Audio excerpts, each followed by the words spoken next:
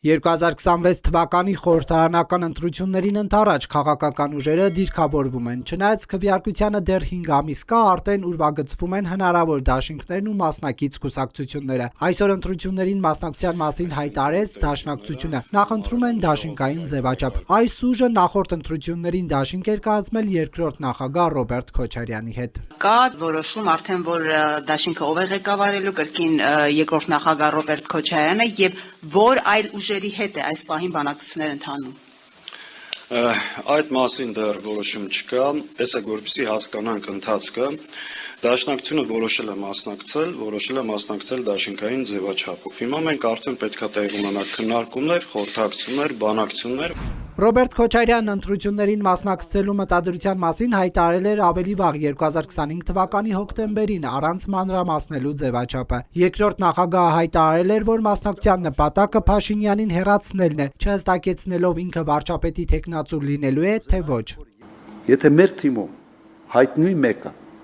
որը սոցիոլոգիայով ավելի շատ ձայներ կարող է հավաքել, ես միայն ուրախ կլինեմ։ Դա պրինցիպիալ հարց չի, դա ուղղակի քաղաքական դաշտի եւ հանրային կարծիքի հետազոտման հարց է։ Գործող վարչապետ Նիկոլ Փաշինյանն ընդհակառակը չի թաքցնում, որ վարչապետության երրորդ ժամկետի է ձգտում։ Հավակնում եմ նաեւ լինել վարչապետի թեկնածու եւ այդ որոշումներով, արդյունքներով բոլորի համար թափանցիկ կլինի, թե ինչ, բայց ելի եմ ասում, առանցքը պրոցեսի, անձը չի առանցքը պրոցեսի կուսակցությունն է եւ շատ կարեւոր է, որ գաղափարախոսությունն է։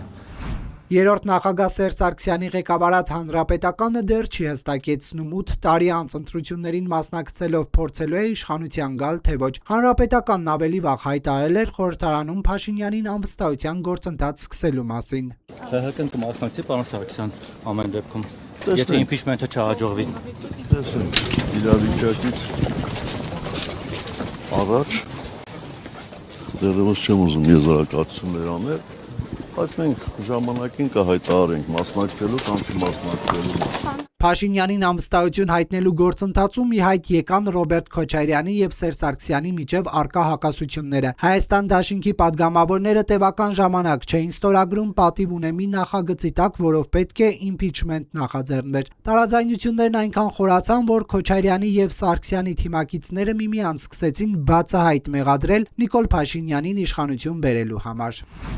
Նախորդ տարեվերջին Նիկոլ Փաշինյանին հեռացնելու օրակարգով ընտրություններին մասնակցելու մասին հայտարարեց առաջին նախագահ Լևոն Տեր-Պետրոսյանի ղեկավարած Հայ ազգային կոնգրեսը։ Վարչապետի թեկնածուն կուսակցության փոխնախագահ Լևոն Զուրաբյանն է։ Մենք այդ թիմով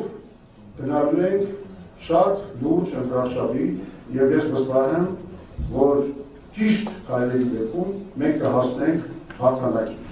Ներկաներին ու նախկիներին բացառելու սկզբունքով վարչապետի պաշտոնին է հավակնում նաև Սերժ Սարգսյանի իշխանության օրոք արդարադատության փոխնախարարի եւ մարդու իրավունքների պաշտպանի պաշտոնները զբաղեցրած Արման Թաթոյանը։ Նա հիմնադրել է Միասնության թևեր նախաձեռնությունը։ Պարոնայք պաշտոնաթող նախագահներ, եթե դուք իսկապես ուզում եք, որպեսզի Նիկոլ Փաշինյանը պարտվի, ապա դուք չպետք է մասնակցեք 2026 թվականի ընտրությունների ընտրապայքարին։ 2026 թվականի ընտրություններին մասնակցելու հայտ է ներկայացրել Ռուսաստանաբնակ միլիարդատեր Սամվել Կարապետյանը։ Նրա եղբորորդին Նարեկ Կարապետյանը հիմնադրել է Մեր ձևով շարժումը։ Նախաձեռնությունը դեռ վարչապետի թեկնածուի անուն չի հրապարակել։ Սամվել Կարապետյանը չի կարող այդ պաշտոնին հավակնել, քանի որ Հայաստանի քաղաքացիությունից զատ նաև Ռուսաստանի եւ Կիպրոսի քաղաքացի է։ Մեր այն կարծիքը եւ այն հայտարարությունն է, որ առաջնորդը կլինի ընդունելի եւ ընկալելի մեր հանրության համար։ Իսկ անունը մենք կհրապարակենք քաղաքական ուժի ստեղծման հայտարարության օրը։ Նոր ձևավորած ուժերից ընտրություններին մասնակցելու է նաև նժար սահմանադրական շարժումը վարչապետի թեկնածուն Նինա Կարապետյանցն է։ Երկիրը այլևս չի կարող շարունակել ներկայիս ճգնաժամային ուղով իր ընթացքը։